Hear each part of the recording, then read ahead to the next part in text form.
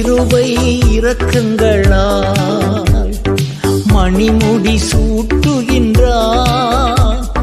வாழ்நாளெல்லாம் நன்மைகளால் திருப்தி ஆக்குகின்றார். கர்த்தர் செய்த நன்மைகளை ஒரு நாளும் மறவாதே.